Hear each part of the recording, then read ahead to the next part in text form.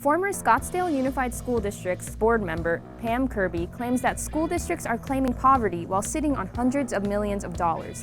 Let's fact check that. The raises varied from district to district, and teachers have said current funding still doesn't meet recession-era levels. Kirby is a vocal opponent of the Red for Ed movement. She argues that public school districts need more transparency in their finances. She cites the school finance reports of public school districts. According to these documents, districts have specialized accounts, also known as cash-controlled funds. There are a variety of these funds, like one that pays for after-school and recreation programs, another that funds event logistics at school facilities, and many more. Importantly, many of the funds have some big balances. For example, in the SUSD funds, the lowest balance was around $20,000 in an account for advertising, and the largest was over $7.5 million for indirect costs, which is an account for administrative expenses. In total, SUSD has around $60 million in all of their cash-controlled funds.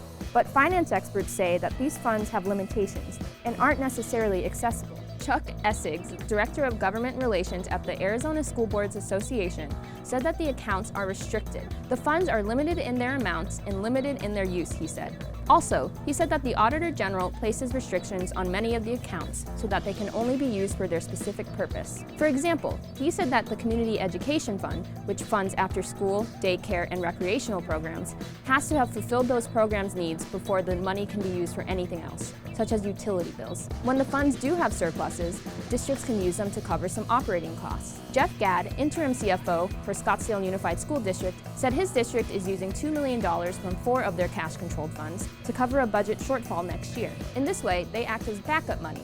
Annabelle Opatella, Director of Research and Student Achievement Analysis at the Arizona School Board Association, said that cash balances are not extra or unallocated money.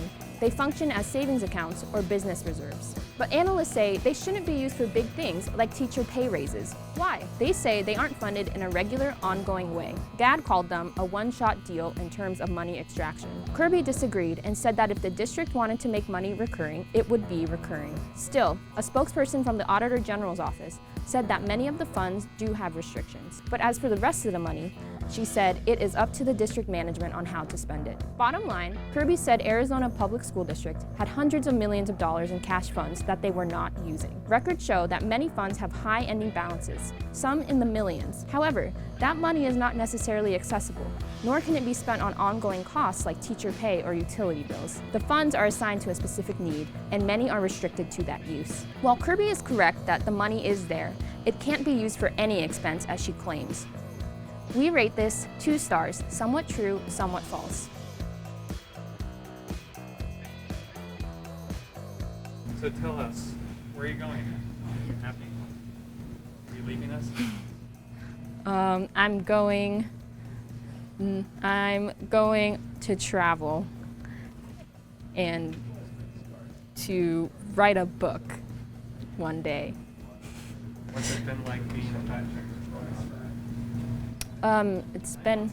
It's been a great experience, and thank you all for watching, and thank you all for being interested viewers, and I really appreciate it. It's been a great honor to be able to present all these ideas to you.